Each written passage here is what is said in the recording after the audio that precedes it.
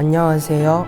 대성학원 본원을 졸업하고 인제대학교 의예과에 재학 중인 김한이라고 합니다.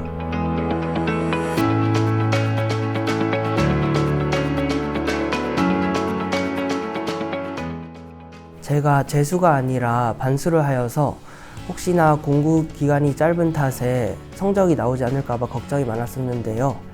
그래도 공부한 만큼 성과가 잘 나와주어서 지금 행복하게 학교 생활하고 있습니다.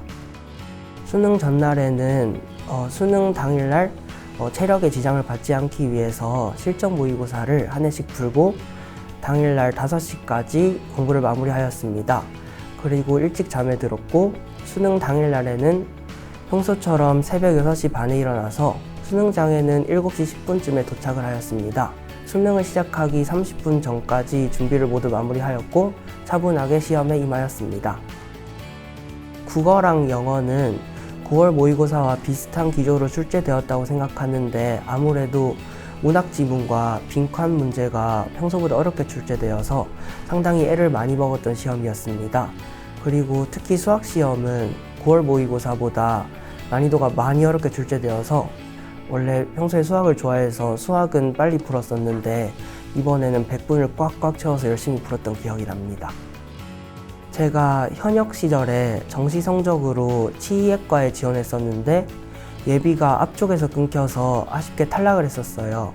그래서 한 번 더 수능을 치러보면 제가 원하는 의예과나 치의학과에 진학할 수 있지 않을까 해서 한 번 더 수능을 치르는 것을 결심하게 되었고 체력을 조금 보충하고자 재수가 아닌 반수를 선택하게 되었습니다. 대성학원을 가장 처음에 들었을 때는 이제 주변 친구들이 재수를 하거나 반수를 할 때 많이 선택하는 학원들 중에 하나였어요. 그래서 이제 제가 반수를 시작할 때는 어떤 학원을 등록할지 정말 고민이 많았었는데 대성학원에 먼저 등록해서 공부를 하고 있던 친구들이 말해준 대성학원의 장점을 듣고 대성학원에 등록하기로 결심을 하였습니다. 제가 국어 성적이 잘 나오지 않아서 국어 과목을 잘 대비해주는 학원이 필요했었는데 친구들이 이제 다른 학원보다 대성학원이 국어 콘텐츠나 국어 강사진 선생님들의 설명이 성적을 올리는 데 도움이 많이 된다고 해서 대성학원을 선택하게 되었습니다. 가장 큰 장점은 콘텐츠 양이 방대하다는 것인데요. 강대 K, 크럭스, 더 프리미엄 모의고사 등등 다양한 콘텐츠들을 자신이 활용하고자 하는 용도에 맞게 사용할 수 있다는 점이 참 좋은 것 같아요. 대성학원 본원에서 가장 좋았던 공간이라고 하면은 달콤 라운지랑 매점이 가장 좋은 공간이었는데요. 저는 단 것을 먹으면서 공부하면은 이제 원동력이 생겨서 되게 쉬는 시간에 단 거를 먹고 그 다음 시간에 힘을 내서 공부를 하는 타입이었어요. 그래서 매점에서 단 거나 시원한 음료를 사서 달콤 라운지에서 이제 차분한 분위기 속에서 먹으면은 다음 시간에 공부하는데 큰 힘을 얻었던 것 같습니다. 새벽 6시 30분에 기상을 하여서 7시 50분까지 학원에 등원을 하였고요. 아침 시간에는 아무래도 아침 공부가 힘들다 보니까 제가 좋아하는 과목 위주로 했어요. 그래서 점심시간 전까지는 수학 과목이랑 탐구 과목을 위주로 공부를 하였고 점심시간부터 저녁시간 사이에는 제가 취약한 과목인 국어 과목과 영어 과목을 위주로 공부를 하였습니다. 그리고 저녁시간 이후에는 실전 모의고사로 영어를 한 회 풀고 갔어요. 왜냐하면 영어가 많이 할 필요는 없지만 감을 유지하는 것이 필요하기 때문에 그때 실전 모의고사 한 회를 풀고 8시 20분에 하원을 했던 기억이 납니다. 제 취약 과목은 국어인데 국어 때문에 재수를 했다는 것이 과언이 아닐 정도로 제가 정말 국어를 못했었어요. 그래서 국어를 잘하려면 어떤 콘텐츠들이 필요할까 생각하던 와중에 제가 3가지 정도를 고르게 되었는데 첫 번째는 수능 특강이고 두 번째는 주간지, 세 번째는 언어와 매체 문제집이었습니다. 각각 용도를 말씀드리자면은 수능 특강은 평가원에서 어떤 제재들이 출제될지 미리 학습해 보기 위해서 검토차 구매를 했었고요. 그리고 주간지는 비문학이나 문학 문제들을 풀 때 문제 풀이 속도를 증진시키고 조금 더 손에 익게 하고 싶어서 주간지를 매일매일 풀었던 것 같습니다. 그리고 마지막으로 언어와 매체 N제는 이제 문법이 헷갈리는 개념이 많다 보니까 그거를 절대 까먹지 않기 위해서 간혹 보기 위해서 언어와 매체 엔젤을 활용했던 것 같아요. 신경 썼던 부분이 뭔지 찾기 위해서 제가 왜 성적이 안 나왔을까를 고민을 해봤는데, 아무래도 제가 국어 성적이 낮게 나온 이유는 정보 처리 능력과 시간 관리 능력이 부족해서라고 생각해서 그 두 가지 능력을 보충시키는 데 중점을 뒀던 것 같습니다. 정보 처리 능력은 지문에서 문제를 풀기 위한 요점 정보가 어떻게 드러나는지 그 형태를 파악해 보려고 노력을 했었고, 시간 관리 능력은 제가 문제를 푸는 순서를 미리 정하고 항상 실전 모의고사를 풀었었어요. 항상 일관된 순서로 문제를 풀다 보니까 시간이 부족하더라도 불안해하지 않고 차분하게 시험을 마무리할 수 있었던 것 같습니다.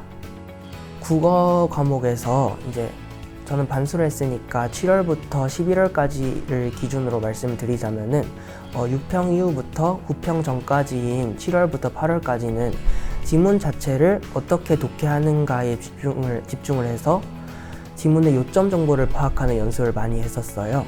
그리고 9평 이후부터 수능 이전까지는 문제풀이 능력을 증진시키는 연습을 많이 했었는데, 언어와 매체에서는 오답이 많은 문법 유형을 계속 반복해서 보면서 절대 헷갈리지 않도록 반복 학습을 하였고, 문학 문제를 풀 때 어떤 선지가 옳고 그른지 정답 선지와 오답 선지를 비교해 가면서 그 잣대를 정립하기 위해서 많이 노력했던 것 같아요.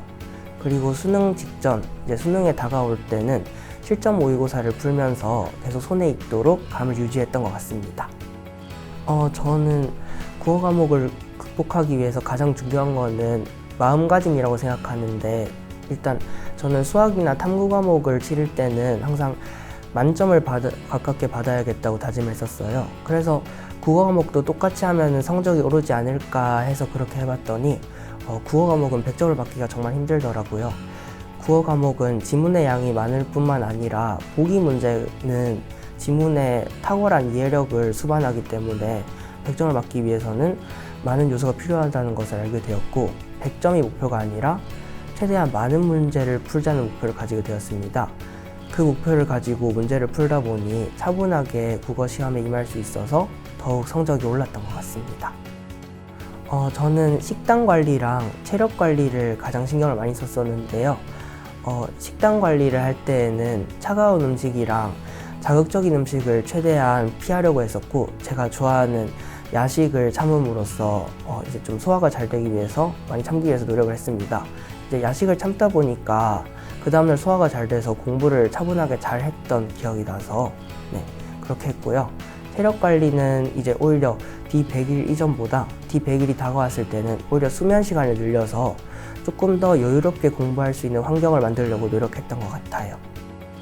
아침 공부 때 제가 하고 싶었던 것만 했던 게 조금 후회가 되는데요. 이제 만약에 제가 다시 재수 시절로 돌아간다면은 이제 수능 시간표에 맞게 아침에 국어 공부를 해야 하지 않았을까라는 생각이 들어서, 이제 만약에 다시 재수를 한다면은 이제 수학이나 탐구 과목을 아침에 하는 대신 국어 과목을 중점적으로 아침에 하고 오후에 수학이나 탐구 과목을 공부할 것 같습니다.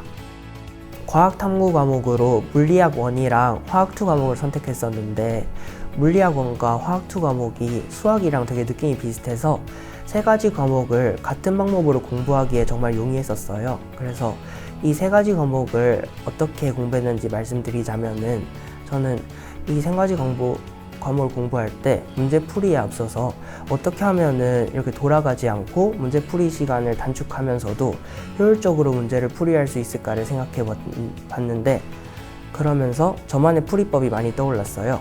저만의 풀이법을 적용하다 보니까 어려운 문제가 나와도 일관된 기준으로 문제를 풀어나갈 수 있어서 되게 불안해하지 않고 시간이 부족해도 차분하게 문제를 풀어나갈 수 있었던 것 같습니다.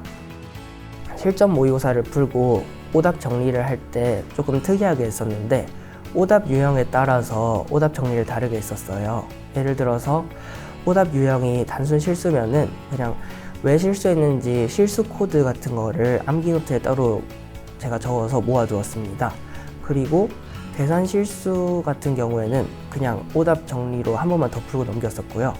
이제 몰라서 틀렸거나 이제 혼동돼서 틀렸을 경우에는 이제 그 문제 유형과 비슷한 문제들을 대성학원 콘텐츠들로부터 많이 찾아서 한 번에 품음으로써 최대한 확실하게 이해하고 넘어가도록 노력했습니다. 재수를 하다 보면은 혹시 내가 남들보다 뒤처지지 않을까라는 생각에 많이 불안할 수 있어요. 근데 그럴 때일수록 지금 1년이 본인에게 온전히 투자하는 1년이 될 수 있다고 생각하면은 정말 의미 있는 한 해를 보낼 수 있을 것이라고 확신합니다. 모두에게 좋은 결과를 가져갈 수 있는 한 해가 되기를 바랍니다.